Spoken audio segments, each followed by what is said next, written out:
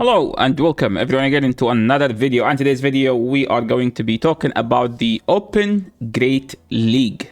Open Great League is back, combined I think with Catch Cup, which is a cup that no one plays with the intention to play. But something to mention, since now we have a Team Rocket event, people are grinding those shadow events, and people who usually build more than 1 or 2 shadows play Catch Cup because to them, you know, like they already made an investment. But the majority of people will be playing Open Great League because it's the league that people have invested in the most, built up so many Pokemons in this league. And I don't think the current Great League rotation is the best. I prefer the last rotation. Beside the Trevenant meta. Like Trevenant meta was by far my favorite, and last season the Kanto Marowak, Drapion, Cursula was by far my second favorite. Now, something about the current meta I don't enjoy that much is like Rock Tomb. Rock Tomb is just insanely OP, one of the strongest charge moves ever. Like guaranteed debuff on a move that does lots of damage is just too much to ask for. So expect that to be nerfed next season. Not because I want it to be nerfed, it's just because it's just overpowered. That's as simple as that. So what's a Great League? As you can see from PvPok's ranking, so if we take a look at PvPok's ranking, number 1 is Clodsire. I do believe that that's a bit overrated of a Pokemon. I don't think it's as strong, just simply because it's just slow and doesn't do fast move pressure. I mean, it's not slow, it just doesn't do fast move pressure.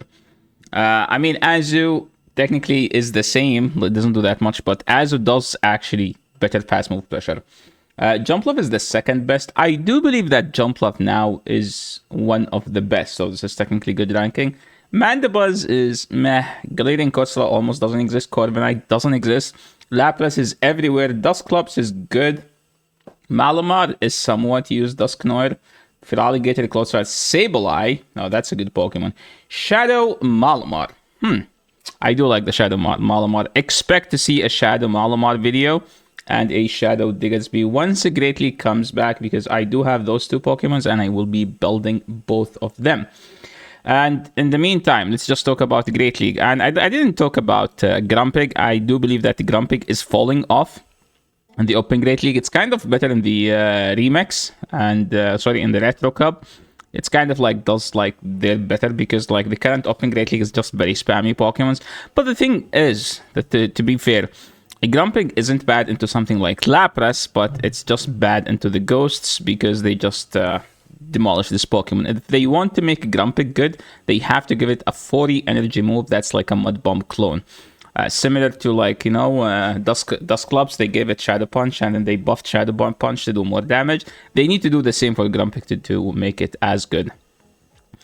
Because it's a bit tanky and does some decent damage with the Psywaves. Just like, it just needs to be faster. That's all it needs to do.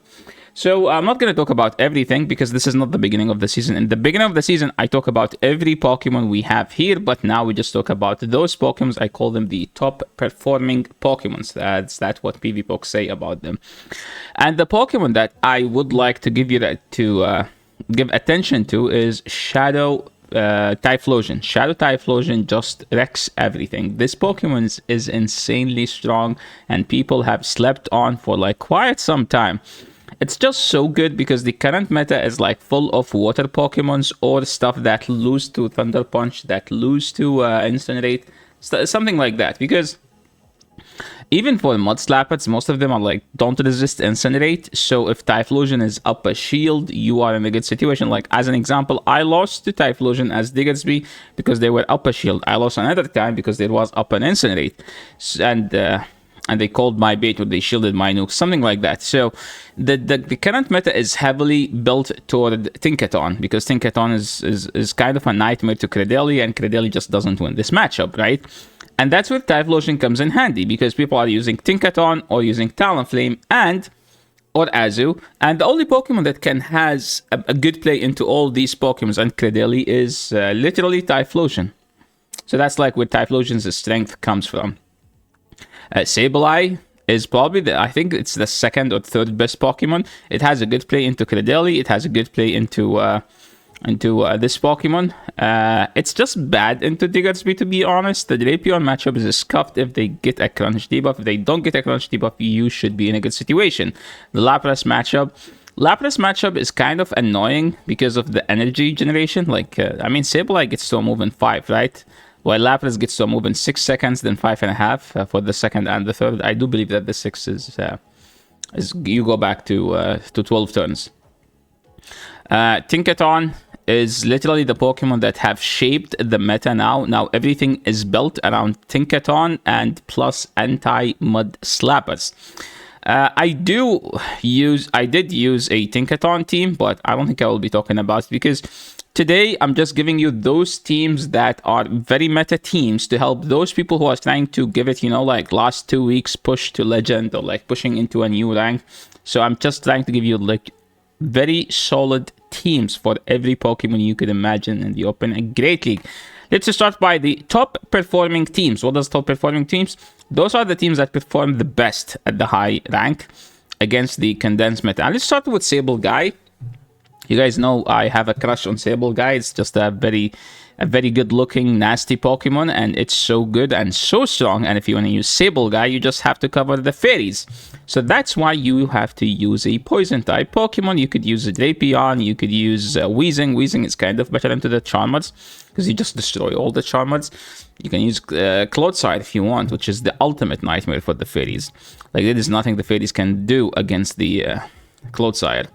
Credelli is actually a good pair with Sableye as well, because both cover each other as well, but like both kind of struggle into something like a Drapion. But the main issue with these teams is that these teams struggle into something like Ferret. But is Ferret meta? Ferret is like, the longer the meta goes, Ferret becomes better and better because it's just a very safe Pokemon, especially when the fighters have been failing us to become good in the meta overall. Because now with the Tinkaton, you just can't use fighters. Like, you can use Prime Abe, but then if you are against Tinkaton, you have to close combat, and if you close combat, you have to go down a Shield 2 and swap, and then they just farm you down and get like lots of energy for the next Pokemon. Now, moving into the Beast, I don't know how they made this Pokemon. I do believe that this is kind of a stolen character from a Nintendo Mario Kart character or something, because it doesn't look like any other Pokemon. It's just like look at these designs. Literally look like from a Nintendo game. Tinkaton struggles against one thing, which is the Mud Slappers. So that's why you kind of need a flyer. The flyer could be Mandabuzz, could be Talonflame. The flyer could be Pangoro. Yeah, I know it's not my best team ever, but it's a good team. You know, we have more teams. Okay, we have more teams. So since this is like the ultimate nightmare for Darks, you can just play a Ghost with it, and with this team here is kind of very risky for those two. I would run one, and the second I would just make it a flyer. Probably Jumpluff here is better, but it's up to you. I would rather run it with Dusclops and Jumpluff. Dusclops, why? Dusclops is just too good in neutral situations. It's spammy. It does so much fast move pressure. Next team. I did use the first team, and it was actually solid. This team relies on you have to aggressively swap in Lapras to bait out the Credelli and then beat it with this. And then you just 2-shield the Claydol to win the matchup. And trust me, Claydol upper shield can beat so many matchups. You do need Ice Beam on Claydol for those Jumpluffs in the back. What about the Superior? Well, you pray that you bait out the Superior or the Credelli with Lapras. And once you do that, you beat it later with Tinkaton, and then you have this kind of somewhat free in the back. Now, moving into Ferret, aka the safest Pokemon right now in the Open and in the Great League meta in general. It has Sucker Punch, Swift Trail Blaze. It's kind of a better version of the old Vigoroth, because Dark is just a better typing than Fighting. It's just a better neutral type overall. Swift is kind of like a downgraded Body Slam. It's almost as good. Trailblaze is better than Rock Slide, let's be honest. Like, it just boosts your Sucker Punch, and then you just start shredding. The team I tried and I enjoyed using, which is Talonflame, Ferret, Claydol. I tried this team, I played this team, I almost hit Legend with this team, but then we had a Leagues rotation, and then I had to hit Legend, I think in the Retro Cup or something. I made a video about that. And I insisted on on using Ferret with that. You could also do Ferret Double Charm. It's actually a very solid team. You use Duck Spun or this one to bait out the poison, and then you just 2-shield Ferret against the poison, and then after that, the Sucker Punch will take out 2 Pokemons. Now, speaking of Credelli, what good team off with Credelli? Credelli enjoys having partnership with something that beat the fighters. And if you look up the fighters, Claydol is kind of a nightmare for the fighters because you do resist the fighting damage. Marowak doesn't resist fighting damage, but it still beat all the fighters because of the way of the pacing work. You have like a charge move in 4 than 3, so if you throw in good timing, you should outpace the Annihilate. Now for the Prime Ape, you can comfortably no-shield the first move and still get 2 shields off. And if they want to shield it, they can shield it. You can just farm them down later with the Drapion. Or here, you can just, I don't know, you have 2 Pokemons that are good into fighters. So if you hate the fighters, you use this. If you just like play neutral Pokemons, I would use those 3 more. I mean, Claydol is kind of better than Marowak in the swap situation because of the way Rock Tomb more. But if you want to be aggressive, Marowak is straight better. Now I talked about Typhlosion, yet we haven't seen a Typhlosion team, but here is 2 teams for Typhlosion. If you do enjoy using Typhlosion, I do think that this is just an incredible team. Incredible teams. I lost to both of these teams, so I decided, you know, if those teams are good enough to beat me in Great League, they are good enough for everyone to use, you know. Yeah, I don't know what that's supposed to mean, but I'm telling you that this Pokemon is actually good. And the problem with it is that it's not a good lead.